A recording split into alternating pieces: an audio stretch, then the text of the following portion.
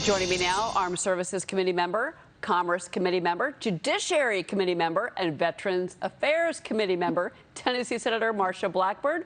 She wears a lot of hats. Good morning, Senator. Good morning, Cheryl. Thank you. Good to see you. What did you make of Mike Pompeo's comments about Afghanistan? Well, Secretary Pompeo is right on the spot on this, and we're very concerned about how China is going to move forward in Afghanistan. And one of the things we do know is this: President Trump had a plan for how he would come out of Afghanistan. And what you have with President Biden is, let's get out of there and we'll figure out the rest of it later. There's a big difference in the approach to that.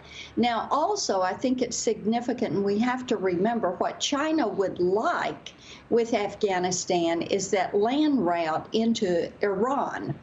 And this puts them straight into Tehran. And if you look at Russia, China, Iran, and North Korea, that is your new axis of evil. And you're worried, obviously, there's a lot of concern about them just walking into Afghanistan. You also had the fact that the Bagram Air Base was just abandoned, frankly, overnight by the Biden administration. And what happened? Which is so upsetting, you know, to let Bagram go when we still need to be bringing out these translators and those that worked with our military, and to give up that air base. That was something that we felt would be there with us through the end of the withdrawal, and for that to happen overnight was really concerning. It was upsetting. Now, I want to move on to President Trump suing tech giants Facebook, Google, and Twitter for banning him from their platforms earlier in the year. He talked to Maria about the class action lawsuit. I want to get your reaction on what he said. 230, it's called, and that gives them immunity, that gives them protection. But once they have that, they no longer have that kind of a power where you can't go after. This is a private company. Well, now they're not private companies. They're getting the biggest subsidy, and you can call it that. They're immune from so many different things, but they're not immune from this lawsuit because what they've done is such a violation of the Constitution, a violation like we've never seen before. Senator, Section 230, is there any chance of bipartisan support to get rid of Section 230? Is there any movement on this?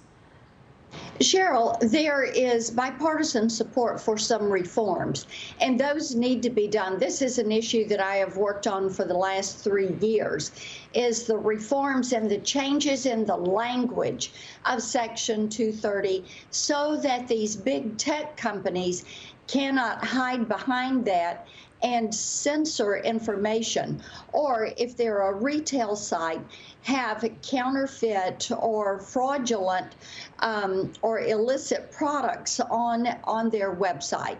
So I'm very pleased that President Trump moved forward with this. I do think it is helpful in helping move the Senate toward bipartisan agreement on how we restructure Section 230 and who is going to be able to utilize Section 230, what size entity, because we want to see a competitive online virtual marketplace. And what you have happening with the Biden administration right now would make it even less competitive. So kudos to President Trump for stepping up and doing this. And someone you know well is with me this morning. Former Congressman Sean Duffy is here. Sean, jump into this. Yeah, good morning, Marsha. Just a quick question. So we look at Section 230. If we reform 230, does that actually get us to the end result of freedom of speech online? Or if Marsha had the pen, what do we actually need to do to breed more free speech on these public platforms across the country?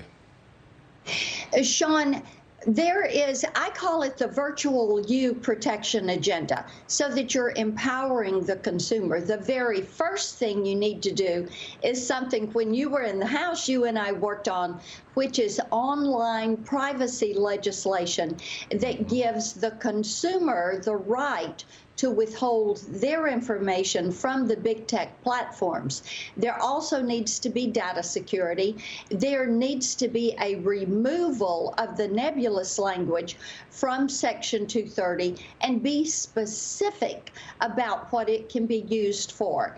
If this is something that is going to incite terrorism or incite violence or cause personal harm, then you have to put that specificity into law, because with the nebulous language, what big tech has done is just continue to alter and interpret the meaning of Section 230 to suit their purposes. The other thing we have to keep in mind is that Mark Zuckerberg and Jack Dorsey and the other tech oligarchs did not write the First Amendment. And it is not up to them to either interpret it or to define it. We have the First Amendment right there for a reason. And it is not up to them to say, well, we think it's going to mean this week or in this instance. It is firm, it is solid, and they cannot change the meaning of it for their purpose. And that First Amendment is a big issue, and Section 230 in this class action lawsuit filed by the former president. And there's a lot of folks out there now saying that this case could have legs. So we will see. If Marsha had the pen, though, that is the line, I think, of the morning from the show. If Marsha had the pen. That's exactly right. I know exactly what I would do. I love it. I love it. Senator, it's so great to see you. Thank you, as always, for being here. You, Cheryl.